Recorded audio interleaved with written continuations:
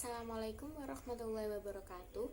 Perkenalkan, nama saya Deva Desinta Nur Azmi, NIM 2523131 dari kelas Perbankan Syariah 2I. Di sini saya akan memenuhi tugas mata kuliah usul fikih, yakni membuat vlog biografi Imam Abu Hanifah. Beliau memiliki nama lengkap yakni Nu'man ibnu Sabit ibnu Al-Zuta Al-Farisi. Beliau lahir di kota Kufah pada tahun 80 Hijriah atau 699 Masehi, bertepatan dengan masa Khalifah Bani Umayyah Abdul Malik bin Marwan. Beliau digelari dengan nama Abu Hanifah yang berarti suci dan lurus, karena sejak kecil beliau dikenal dengan kesungguhannya dalam beribadah, berakhlak mulia, serta menjauhi perbuatan-perbuatan dosa dan keji. Dan mazhab fikihnya dinamakan mazhab Hanafi. Ayahnya, Sabit, berasal dari keturunan Persia, sedangkan kakeknya, Zuta, berasal dari Kabul, Afghanistan. Ketika Sabit masih di dalam kandungan, ia dibawa ke Kufah, kemudian menetap sampai Abu Hanifah lahir. Ketika Zuta bersama anaknya Sabit berkunjung kepada Ali bin Abi Thalib mendoakan agar kelak keturunannya Sabit menjadi orang-orang yang utama di zamannya. Dan doa itu pun terkabul dengan kehadiran Imam Hanafi. Namun tak lama kemudian ayahnya wafat. Abu Hanifah tumbuh dan dibesarkan di kota Kufah. Di kota inilah ia mulai belajar dan menimba banyak ilmu. Ia pun pernah melakukan perjalanan ke Basrah, Makkah dan Madinah dalam rangka mengembangkan wawasan dan memperluas ilmu pengetahuan yang telah ia peroleh. Namun sayangnya Imam Abu Hanifah meninggal di Baghdad, Irak pada tahun 150 Hijriah atau 767 Masehi pada usia 70 tahun, dan beliau dimakamkan di pekuburan Hijra. Pendidikan Abu Hanifah atau Imam Hanafi. Ketika ia menimba ilmu pengetahuan, mula-mula ia belajar bahasa sastra Arab, karena ilmu bahasa tidak banyak menggunakan pikiran. Meskipun demikian, Abu Hanifah tidak menjauhi bidang-bidang yang lain. Ia menguasai bidang qiraat, bidang kesusastraan Arab, dan ilmu kalam.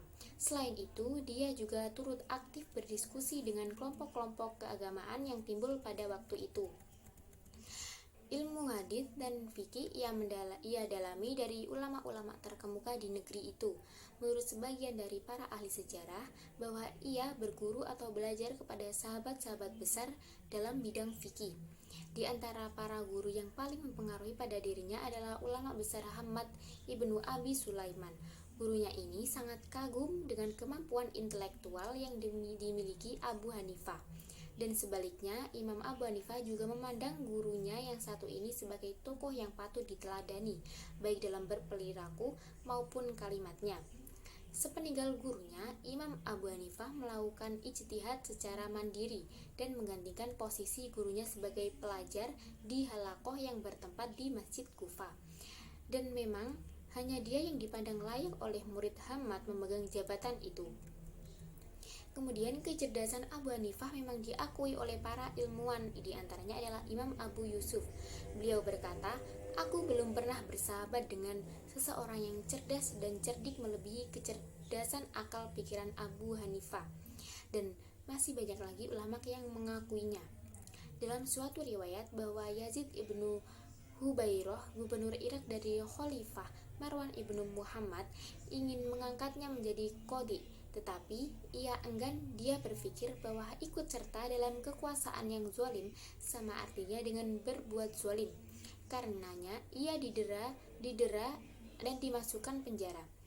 Hal ini dilakukan mungkin dipandang tidak memberikan kesetiaan kepada Bani Umayyah, bukan semata-mata karena tidak mau menjadi qadhi. Metode istinbat hukum Abu Hanifah.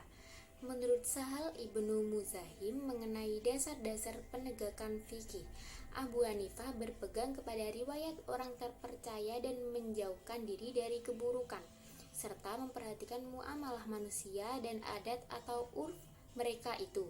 Abu Hanifah dikenal sebagai ulama ahli al-ra'yi dalam menetapkan hukum Islam, baik yang diistinbatkan dari Al-Quran maupun Al-Sunnah. Dia banyak menggunakan nalar dan mengutamakan ra'yi daripada khobar ahad. apabila terdapat hadis yang bertentangan dengan Al-Quran, ia menetapkan hukum dengan jalan qiyas dan istihsan. Namun demikian, ia tidak mengabaikan dasar hukum Al-Quran dan Al-Hadis dalam menetapkan suatu hukum. Hal itu sengaja dilakukan agar tidak ada kesan bahwa ia kurang perhatian dengan sunnah Rasul, karena julukannya sebagai ahli ro'i. Murid-murid Imam Abu Hanifah serta karya-karyanya dan penyebaran perkembangan mazhabnya. Murid-murid Imam Abu Hanifah yakni ada Imam Abu Yusuf Yakub ibnu Ibrahim al-Ansori, Imam Hasan bin Ziyad al-Lu'lu'i, Imam Muhammad bin Hasan bin Farqat al-Syaibani, dan Imam Zafar ibnu Husail.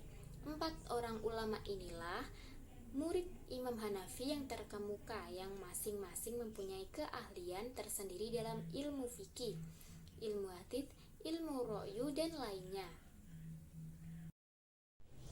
Karya-karya serta penyebaran dan perkembangan mazhabnya. Di antara buku-buku koleksi pendapat Imam Hanafi yakni yang pertama, Ikhtilafu Abi Hanifah wa Ibni Laylah, karya dari Imam Abu Yusuf, yang memuat sejumlah masalah fikih yang diperdebatkan antara Imam Hanifah dan Imam Abi Laylah, seorang tokoh fikih terkenal pada masa itu.